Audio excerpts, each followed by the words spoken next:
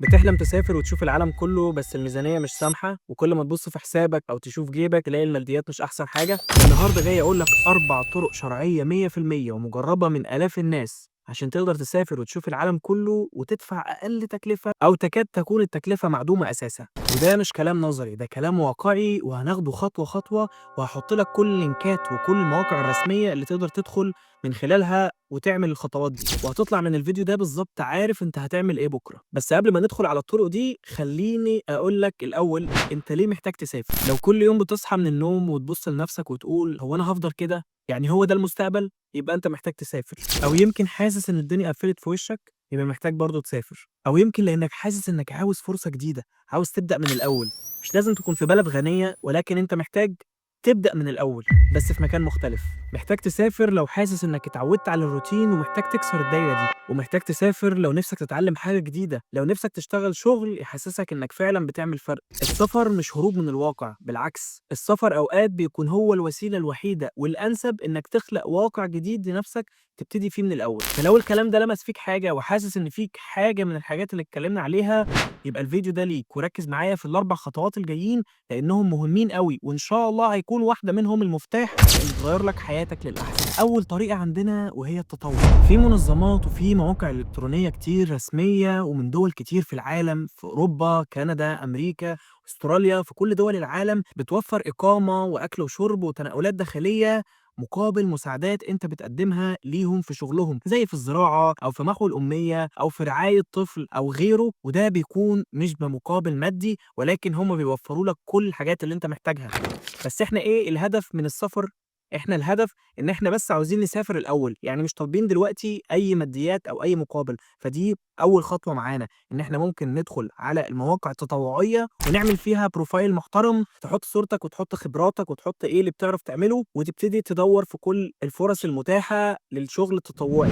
وفي أكتر من 50,000 فرصة متاحة دلوقتي على workaway وworld pickers. بتدخل على الموقع نفسه، بتعمل فيه حساب، بتسجل فيه وتدخل على أي دولة أنت حاببها وتدوّر فيها على العمل التطوعي المتاح وتقدّم فيه أكتر من 10 رسايل في اليوم ل10 أماكن مختلفة، واستنى رَد من واحدة منهم وإن شاء الله هتيجي لك. المهم إنك تقدّم، تقدر تختار أي بلد في أوروبا أو أمريكا، كندا، أستراليا، أي دولة، والفرص اللي بتلاقيها متاحة قدّم عليها كلّها، ابعت رسايل. ونصيحة لازم طبعًا تخلّي البروفايل بتاعك فيه صورك الحقيقية وتحط فيه مهاراتك وتتكلم عن نفسك شوية، تحط شوية كلمات كده بالإنجلش عن نفسك، ولو الإنجليش بتاعك لسه فيه مشكلة ادخل على اللينك اللي هاسيبه لك فوق، وده فيه خطوات عملية تساعدك في إزاي تتعلم إنجليش أو أي لغة تانية في فترة صغيرة وبطريقة احترافية. تاني طريقة عندنا وهي المنح الدراسية. سواء أنت خلّصت جامعة أو لسه ما خلّصتش جامعة أو حتى لسه ما دخلتش جامعة، فأنت ليك منح دراسية. في أكتر من 3000 منحة دراسية متاحة حاليًا وبتغطي كل تكاليف السفر، التذاكر والسكن والمصروف الشهري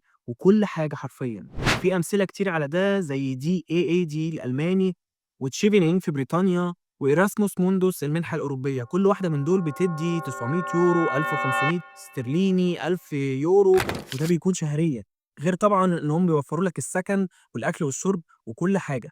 وغير إنك كمان بتتعلم وهتاخد شهادة من جامعة عالمية معترف بيها في العالم كله. هاقول لك على مواقع تدخل تدوّر فيها على المنح الدراسية المتاحة حاليًا، وأكتر منحة تكون مناسبة ليك قدّم فيها، وما تشغلش بالك بقى بموضوع التقدير بتاعك أو موضوع الكلية اللي أنت دخلتها أو اللي أنت اتخرجت منها. ما تحسش إن أنت قليل، لأ أنت مش قليل. لو أنت فاكر نفسك قليل في حتة، فأنت ممكن تبقى كبير في حتة تانية، فما تعتمدش الكلام ده خالص ولا تفكر فيه. ادخل وقدّم وسيبها على الله. عندك ويب سايتس زي scholarship.com، study portal وopportunity desk. هاسيب لك كل المواقع دي وكل الحاجات دي في الديسكريبشن عشان تدخل تلاقيها بسهولة. هتحتاج تجهّز الCV بتاعك ويكون مجهّز باحترافية، وتعمل خطاب تحفيزي كده على الأقل يكون 500 كلمة، وأي شهادات معاك تحطها في الCV بتاعك حتى ولو كانت شهادات كورسات أونلاين ولا أي شيء. أي مهارة عندك حتى لو أنت مش مهتم بيها أو مش حاطط لها أي قيمة في حياتك، حطها برضه، لأن حاجة أنت مش عندك ليها قيمة ممكن يكون ليها قيمة كبيرة أوي بالنسبة لأماكن تانية. تالت حاجة عندنا وهي الworking holiday، الشغل الموسمي. في دول كتير أوي بتفتح فرص عمل للشباب من سن 18 لحد 35 سنة، والشغل ده بيكون موسمي، يعني بيكون مرة واحدة في السنة في موسم واحد وبترجع تاني. الشغل ده بيبقى عبارة عن إيه؟ إنك بتروح تقدم نفس الخدمات اللي إحنا قلنا عليها في أول نوع عندنا اللي هو العمل التطوعي، ولكن الفرق بينه وبين الworking holiday إن أنت هنا بتاخد أجر، بيكون في أجر مدفوع لقاء خدمة أنت بتقدمها، سواء بتعلم أطفال أو بتعلم كبار سن أو محو أمية، أو ممكن تكون شغال في مزارع أو غيره، أو أيًا يكن الشغلانة المتاحة إيه، هتاخد عليها مقابل وسكن وأكل وشرب وكل حاجة أنت محتاجها، وبيكون الشغل لمدة معينة، وطبعًا أنت من هناك بقى تقدر إن شاء الله ربنا ييسر لك الحال وتقابل حد تاني أو تحاول تجيب شغل تاني لنفسك وتكمّل من هناك. البرنامج ده بيبقى اسمه working holiday visa والرواتب بتاعته بتبقى محترمة جدًا. لو في كندا المتوسط بيكون من 3000 ل5000 دولار كندي، لو في أستراليا بيكون من 4 ل6000 دولار أسترالي، وفي نيوزيلندا بيكون من حوالي 3500 ل5000 مثلًا، وده بيكون راتب شهري لمدة سنة كاملة. طيب إزاي تقدّم؟ تدخل على موقع السفارة الرسمي وهتدوّر فيه، وسيبك من أي مواقع إلكترونية تانية بتقول لك على الwork holiday visa، ما تدخلش أي مواقع تانية لإن هتلاقي ناس كتير أوي بتبيع لك الوهم وبتقول لك ادفع لنا كذا وإحنا نجيب لك الشغلانة والكلام ده كله مش حقيقي. فأنت ادخل على الموقع الرسمي نفسه لكل سفارة دولة أنت عاوز تقدّم على شغل موسمي فيها، وشوف الفرص المتاحة فيها إيه وادخل قدّم عليها. وبرضه هاقول لك على موقعين تقدر تدوّر فيهم على نفس نوع الشغلانات دي، زي مثلًا fruit picking أو Indeed كندا. طب المتطلبات إيه؟ إن أنت بس يكون معاك جواز سفر ويكون عندك شهادة بنكية، يعني يكون عندك رصيد في البنك حتى ولو 5000 جنيه مصري مش مشكلة خالص، المهم إن أنت لازم يكون عندك رصيد في البنك. ورابع حاجة هنتكلم فيها هو الشغل freelance. الفريلانس فرصه كبيرة جدًا، جدًا، جدًا في السفر، بس لازم يكون شغلك ومجالك في حاجات هي فعلًا مطلوبة برّه، ومجرد ما حد يطلب منك الخدمة freelance فده بيفتح لك فرصة بينك وبينه إنه ياخدك عنده هناك، أو إن أنت تروح له هناك وتشتغل معاه من هناك حتى ولو freelance برضه، بس من وأنت موجود في نفس الدولة. في مصريين كتير أوي عاملين نفس الحاجة دي وبيشتغلوا برّه بالطريقة دي. عندك 3 منصات حلوين أوي قوية جدًا في شغل الfreelance، عندك Upwork، Fiverr، وfreelancer.com.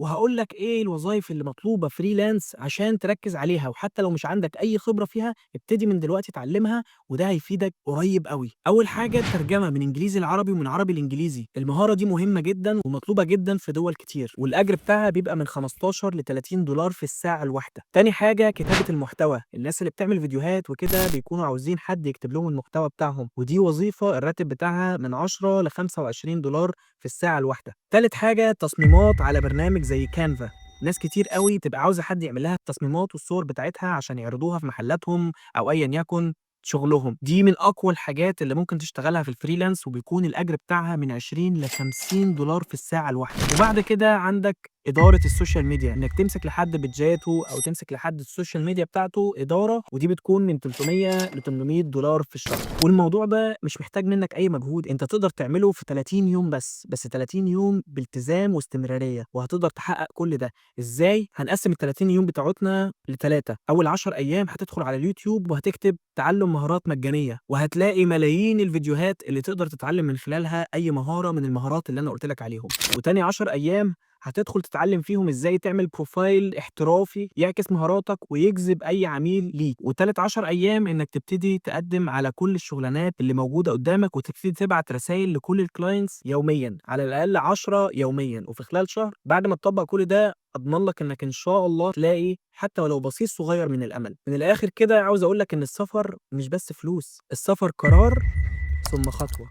قرر الأول إن أنت عاوز تسافر وبعدها خُد الخطوات دي وإن شاء الله هتسافر. كده إحنا اتكلمنا على 4 طرق، أول حاجة العمل التطوعي، تاني حاجة المنح الدراسية، التالتة هو العمل الموسمي، وآخر حاجة هو الfreelance. وكل الطرق دي وكل الحاجات اللي اتكلمنا عنها وشرحناها موجودة ومتاحة حاليًا، تقدر تبتدي فيها من دلوقتي حالًا. هاسيب لك كل الروابط اللي ممكن تحتاجها تحت في الdescription. قُل لي بقى في الكومنتات إيه أول طريقة هتبدأ بيها، وإيه الدولة اللي أنت نفسك تزورها، وما تنساش تشارك الفيديو ده مع صاحبك اللي بيقول لك يا عم السفر ده مستحيل. ولو الفيديو عجبك ما تنساش تعمل لايك وسبسكرايب وفعل زر الجرس عشان تشجعني أعمل لك فيديوهات أكتر. أشوفك في الفيديو جاي. سلام.